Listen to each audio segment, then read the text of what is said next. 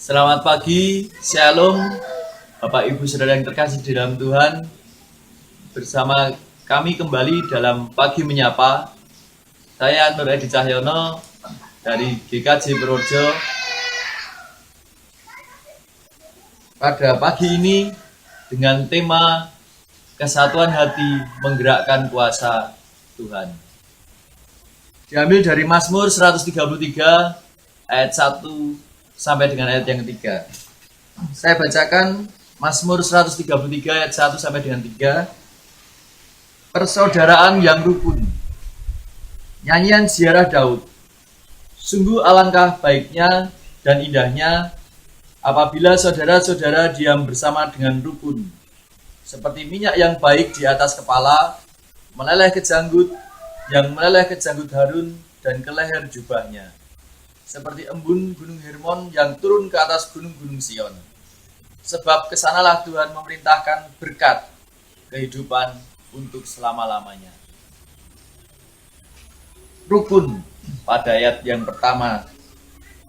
Apabila saudara diam bersama dengan rukun.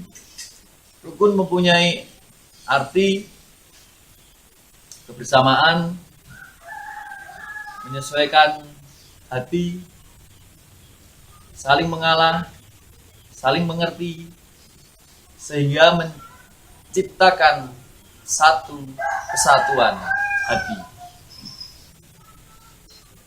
Satu kesatuan hati menjadi satu hal yang mudah gitu dikatakan.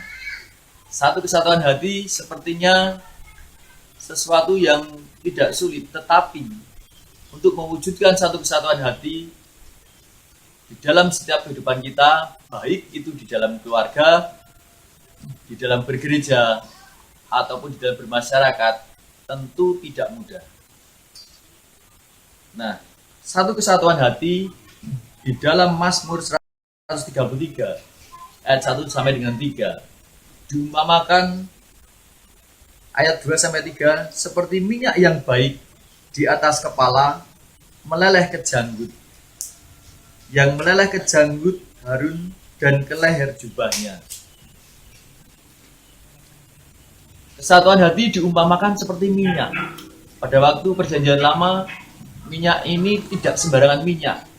Minyak ini digunakan oleh nabi-nabi untuk menetapkan atau menabiskan raja-raja, atau digunakan dalam perayaan-perayaan khusus, sehingga betul-betul minyak ini minyak yang baik, dikatakan tadi di ayat yang kedua. Dan ini minyak yang tidak sembarangan, minyak yang berharga. Dikatakan di sini, kalau satu kesatuan hati, kalau hidup rukun, ini akan menciptakan sesuatu nilai. Nilainya apa? Nilainya minyak yang baik, sesuatu yang berharga, yang itu kalau kita pahami menjadi satu anugerah di dalam kehidupan kita. Sepertinya tadi saya katakan di awal, mudah, gampang gitu. Tetapi apa yang terjadi di dalam kehidupan kita bergereja? Apakah kita sudah merasakan berkat dari Tuhan? Apakah kita sudah merasakan hal yang luar biasa yang kita rasakan di dalam kehidupan kita bergereja? Satu kesatuan hati, kalau itu dilakukan betul di gereja, di dalam keluarga, ataupun di mana saja, itu akan menciptakan sesuatu kekuatan yang luar biasa, yang itu bisa menggerakkan banyak hal, menggerakkan kuasa, sehingga mencapai satu tujuan tertentu. Tetapi kita lihat, apakah doa-doa kita selama ini, baik dalam kehidupan pribadi kita di keluarga, atau doa-doa kita untuk gereja kita, apakah semuanya sudah terwujud? Kalau belum, berarti ada satu tanda tanya besar di dalam kehidupan kita bergereja. Apakah kita sudah satu hati? Menjadi suatu penting, karena kalau kita sudah satu hati di dalam keluarga, suami istri, mungkin mempunyai permohonan doa, mempunyai tujuan, mempunyai permintaan. Kalau itu belum terlaksana, tercapai, sama, ada sesuatu. Di gereja tadi saya katakan juga ada sesuatu. Nah, tentunya tidak mudah.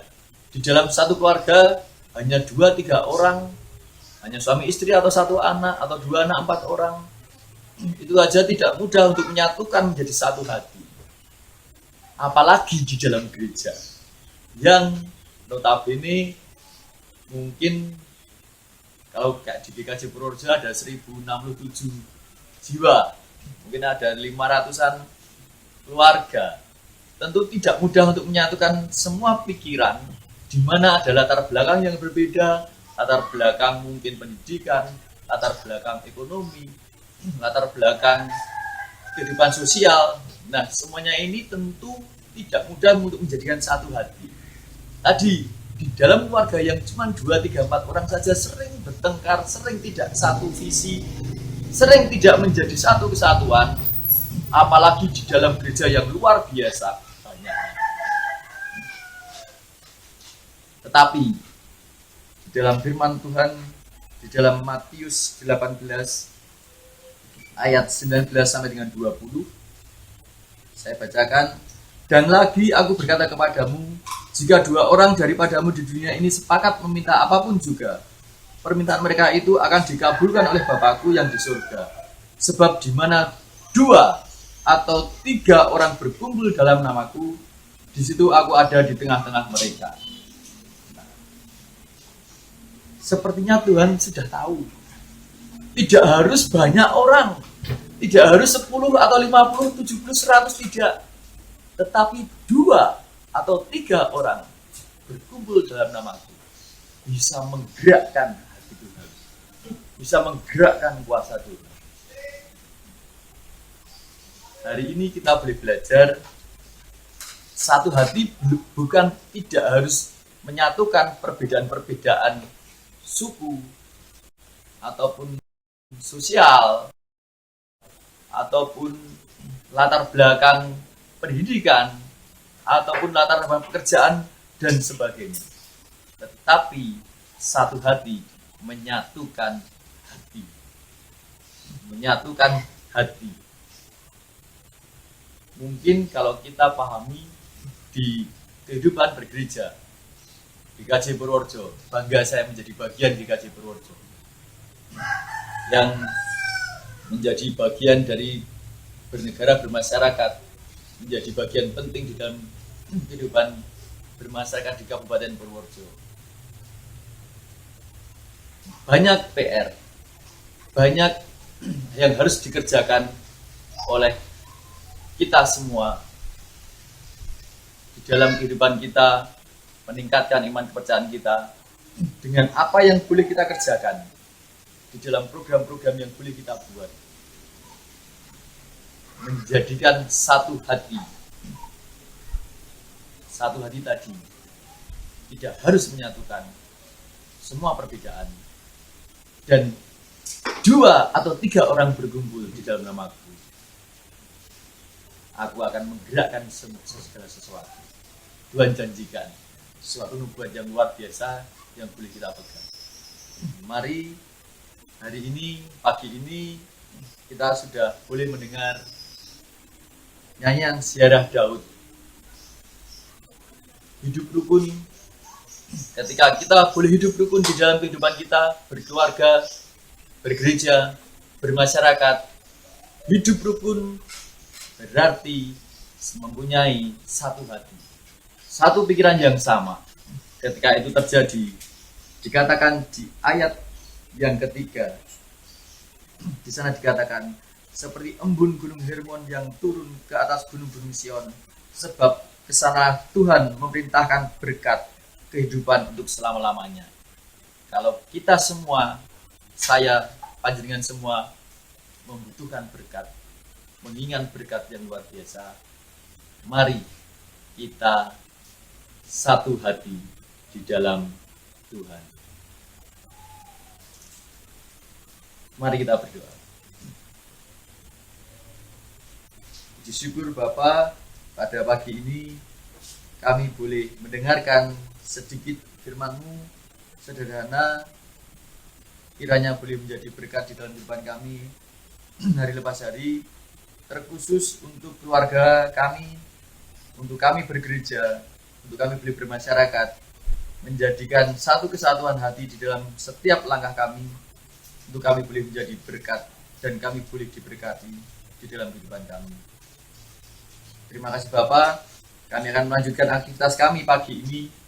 Biarlah Engkau boleh berkati, sehingga apa yang kami kerjakan boleh berhasil dan boleh memuliakan nama-Mu saja di tempat kami. Dan jauh dari sebenarnya ini kami serahkan dalam tangan Putra-Mu yang tunggal, Tuhan kami Yesus Kristus, Juru Selamat kami yang hidup dan sejati. Amin. Terima kasih, selamat pagi. Di pagi menyapa selanjutnya, dan selamat melakukan aktivitas kita masing-masing. Gusti berkahi.